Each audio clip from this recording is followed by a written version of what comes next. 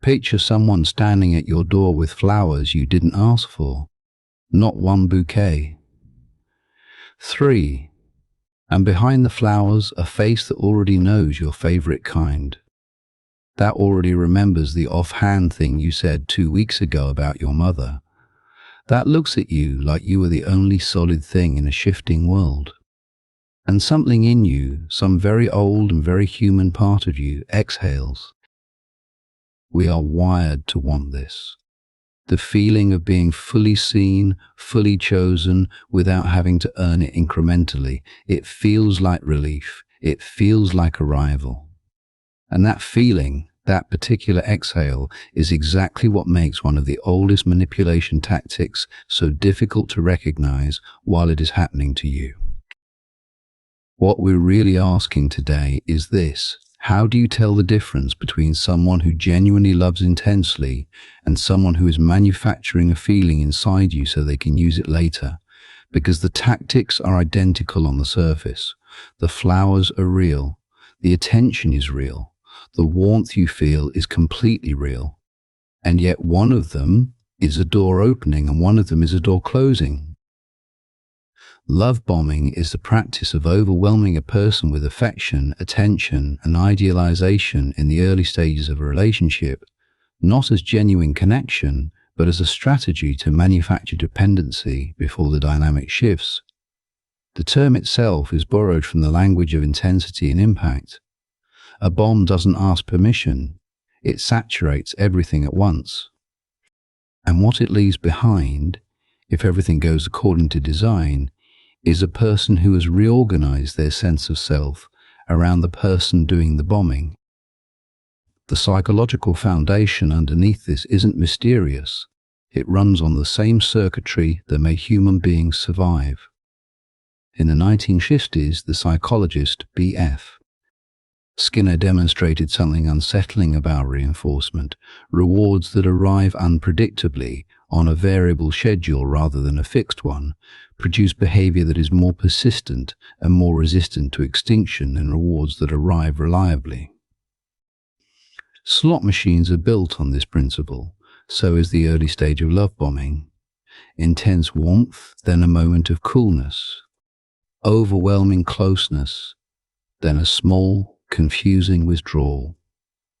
The brain doesn't disengage, it doubles down. It becomes consumed with restoring the feeling. Neuroscientist Helen Fisher's research on early romantic attachment found that the feeling of new love activates the brain's dopamine reward system in patterns similar to those observed in addiction. The craving circuitry lights up. The motivation circuitry lights up. The areas associated with obsessive focus light up. Fisher's point was not that love is merely addiction, but that the neurochemical experience of intense new attachment is genuinely altered states. When someone engineers that state in you deliberately, they are not just playing with your feelings, they are working with your biology. Think about how it actually unfolds. It rarely starts with anything alarming. It starts with someone who pays a quality of attention that most people never receive. They remember everything. They text first, consistently. They say the thing you have been wanting someone to say out loud. They make you feel chosen before there is any real reason for choosing. And the speed of it, the sheer compression of intimacy into days or weeks, doesn't feel like a warning. It feels like proof that this is different, that you are different to them.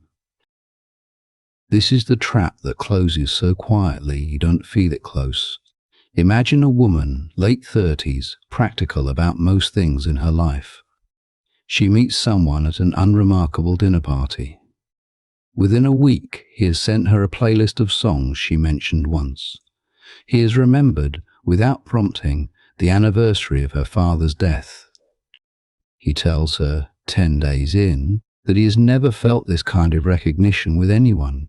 She is not naive. She has been hurt before, but she thinks, maybe this is just what it looks like when it's right. Maybe I have been too guarded. Maybe I should stop waiting for the catch. And so she opens, and in the opening something shifts, not in what he gives her, in what she now needs from him to feel okay. That shift is what the whole architecture depends on. Once the intensity has been established as the baseline, once you've restructured your nervous system around that level of attention, the person doing the bombing doesn't need to keep giving it.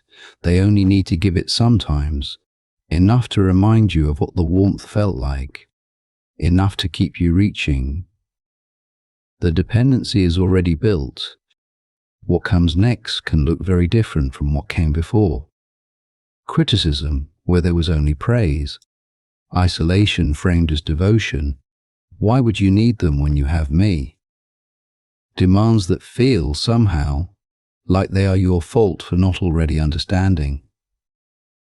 And here is the part that most people who have lived through this find hardest to say aloud. They don't stop loving the person.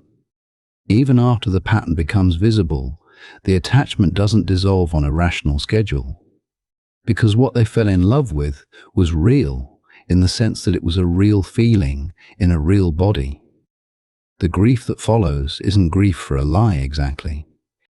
It is grief for the person they believed existed, for the version of themselves that felt for a few weeks completely and unconditionally held. Epictetus taught, roughly, that the first work of wisdom is to distinguish between what is in our power and what is not. The feeling that flooded you in those early weeks was not a failure of judgment. Your nervous system responded exactly as it was designed to respond. The problem was not your capacity to feel. It was that someone studied that capacity and decided to use it as a mechanism. There is a difference between those two things, and naming that difference is not a small act. It is, in many cases, the beginning of being able to stand on your own ground again. So what does genuine intensity actually look like compared to engineered intensity? This is the question that matters for protection, not accusation. Because the goal is not to become closed. The goal is to become discerning. Real connection tends to tolerate pace. Someone who genuinely sees you is not threatened by the idea of slowing down. They do not need you to commit to a depth of intimacy before trust has had time to build on its own. They are not made anxious by your boundaries. In fact, they tend to be curious about them. They do not interpret your caution as rejection. They meet it as information about who you are. Love bombing, by contrast, is allergic to friction. It floods precisely so. There is no space for friction.